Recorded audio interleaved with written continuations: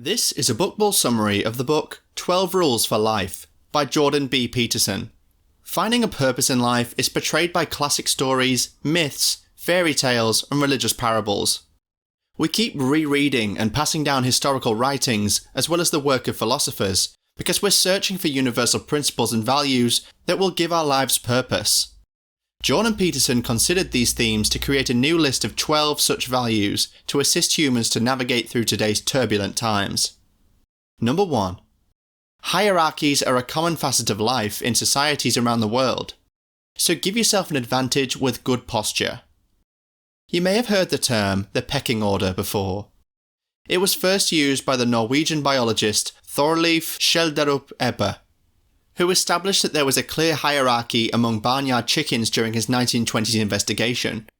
Pecking orders occur naturally across the animal kingdom and aren't only found in chickens. For instance, lobsters will aggressively compete for the best and safest place for shelter, whether they're grown in the ocean or captivity. According to scientific research, the chemical balances in the brains of the winners and losers in this competitive fight will be different. Humans have similar hierarchies and cycles of winning and losing. Humans continuously compare themselves to one another, just like lobsters, and we think a person's physicality indicates how intelligent they are. To benefit yourself, adhere to the first principle. Hold your head high and assume a victorious stance. Number 2. Care for yourself with the same tenderness you would a loved one.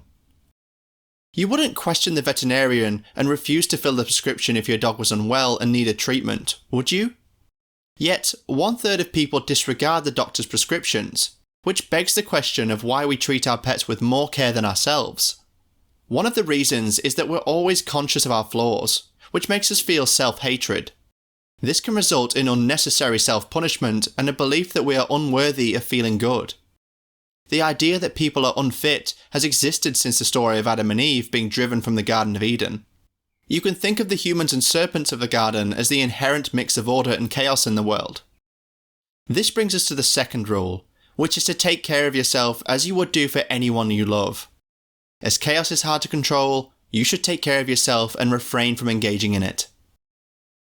Number 3. The wrong companions can drag you down, so choose your friends wisely. One of the author's childhood friends never ventured beyond his hometown in Canada. The author noticed these ne'er-do-wells were degrading his friend and preventing him from moving further in life. A similar dynamic can occur in the workplace when an underperformer is added to a team of higher achievers. The management might believe doing this will help the less performing employees pick up positive habits from them. This is why the third rule is to surround yourself with supportive friends, because they are the ones that can bring about positive change. Choosing your friends carefully is a wise approach that is never snobby or selfish, because they'll be there for you when you need a lift, and you'll be there for your friend if they need help moving over a setback or obstacle. When this is applied in a team environment, it can foster individual success and result in exceptional social results. You'll know you have good friends when they don't allow you to wallow in negativity. Number 4. Progress is made by comparing yourself to your past achievements, not to others. Everyone in the world is part of a community, and no matter where you are, there is always someone more significant than you. We now get to the subject of self-criticism. It's crucial to hold oneself accountable. If we weren't, our life would quickly lose all purpose because we wouldn't have anything to strive for or inspire us to get better. However, self-criticism becomes unpleasant when it revolves around comparing yourself to others. The 4th rule states that you should never compare yourself to other people and always evaluate your achievements in light of your past successes. Making comparisons between your current accomplishments and past ones will keep you motivated. Number 5. It is a parent's duty to raise a responsible and kind child. Over time, methods of raising children have changed. But kids are aggressive because they have a natural instinct to push boundaries to see where society's lines are drawn. Therefore, parents must be firm and decisive when setting those lines. So, let's examine 3 essential parenting strategies. The first step is to modify the laws. Too many rules cause kids to constantly run into issues and become frustrated. The second is to exert the least amount of force. The phrase "fit the offensive" suggests that the penalty must be as serious as is necessary for the offender to learn not to disobey the rules again. Come in pairs is the third rule. It's crucial to present a united front since children can be cunning and will try to play one parent off against the other to achieve what they want. Number 6. The world is filled with injustices, but we should not blame others for our lot in life. Many people believe that life is so unfair and terrible that drastic measures are justified. Russian author Leo Tolstoy believed that life was incredibly unfair and that there were only 4 viable responses: hedonistic pleasure, childish ignorance, death, or perseverance. Tolstoy concluded that suicide was the most honest course of action in his essay, A Confession. Despite Tolstoy's negative outlook, no matter how much you've endured or how harsh and unfair you feel life to be, you shouldn't hold the world responsible. The 6th rule for life states that you should be responsible for your own life before passing judgment on other people. Alexander Solzhenitsyn, another Russian author, had belief that it was possible to reject life's cruelty, even while it was being cruel to you. Solzhenitsyn was detained by his own country following World War II amidst his involvement in the communist battle against the Nazis. While serving his term, he discovered he had cancer, making life in a Russian gulag even worse. Despite everything, Solzhenitsyn didn't blame his fate on the world. Number 7. Sacrifice can be a meaningful act, and we should seek meaning over immediate pleasures. Have you heard the story of the monkey whose hand got caught in a cookie jar with just one cookie remaining? This story emphasised the fact that greediness has its price. Another subject in the Bible is the idea that we must endure hardship in this life to enjoy happiness of afterlife. This takes us to the 7th rule. Seek meaningful goals over instant gratification. We should be willing to make big and small sacrifices for greater rewards. Therefore, if you stick with something and you're willing to make the sacrifice to achieve your goals, you will be rewarded. Number 8. Lies are a common tool of self-deception, but we should strive towards truthful living. According to German philosopher Friedrich Nietzsche, a person's ability to accept unadulterated truth is a good indicator of how strong their spirit is. Even though our culture regards telling the truth as a valuable commodity, we still tell lies always. However, when you are hesitant to acknowledge reality and are living a life lie, awful things may happen. This establishes rule number 8. Stop lying to yourself and be truthful. Therefore, if your life is off track, it may be time to question the truth you are currently holding on to that makes you weak or unworthy, and reconfirm your personal truth to get back on track. Number 9. Conversations are an opportunity to learn and grow, not compete.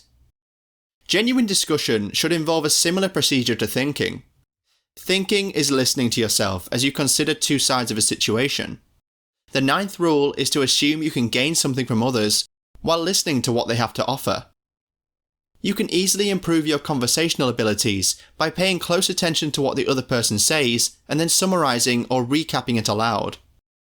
It also makes it less likely that you will oversimplify or manipulate the truth to support your viewpoint. When the truth is revealed, it can be unpleasant to accept it because you have to change your ideas and preconceptions. However, this is the cost you pay for participating in the process of learning and development. Number 10. The complexity of life should be confronted with clear and precise language. Life is a vast and intricate tapestry, yet we typically only notice the isolated pieces that are important to us. This is because we only focus on things that are either helpful to us or get in the way of our goals. Of course, the world is just too complex for us to think about everything all the time, so the mind makes things simpler and helps us move on with our lives. This is why Rule 10 is extremely important. Use precise language. When things get complicated and chaotic, you can restore order by precisely explaining what went wrong. The same thing needs to happen when your body breaks down and you get sick. There could be a variety of issues at play. So you need to tell your doctor the precise symptoms in order to put everything back in order and start feeling better. Number 11. There are bad and oppressive men, but we must avoid suppressing human nature. In today's culture, the male-dominated system of leadership known as patriarchy is despised. Max Horkheimer, a member of the Frankfurt School and an advocate of so-called critical theory, is a significant contributor to this animosity. He felt that intellectualism and education should be centred on bringing about social change and should eliminate the dominant males in a culture rather than empowering women. Amazing skateboarders were displaying their fearlessness and willingness to embrace danger in front of the University of Toronto campus. Then, the city authorities decided to prohibit skateboarding on campus. This leads us to rule number 11. Don't bother young people skateboarding. We are not allowed to make rules that go against the core of who we are as individuals. Number 12. Life is hard and full of sorrow, so it's important to celebrate the small joys in life. One of the most challenging responsibilities in life is caring for a sick person. You could feel that life is unfair if your daughter becomes ill. It's crucial to realise that the dark times of pain, anguish and sadness are what give the happy times their value. This is why it's crucial to abide by Rule 12. Make the most of even the smallest joys life has to offer. You can live life to the fullest and enjoy everything wonderful that comes your way by adhering to this rule. You'll also be able to tolerate trying times, even if they drag on for a while. Remember, life is filled with hardship, but it also gives purpose to our perseverance and makes the peaceful moments so rewarding. What's your most important key takeaway? Please comment down below and share the video if you like it. Thank you, and until next time.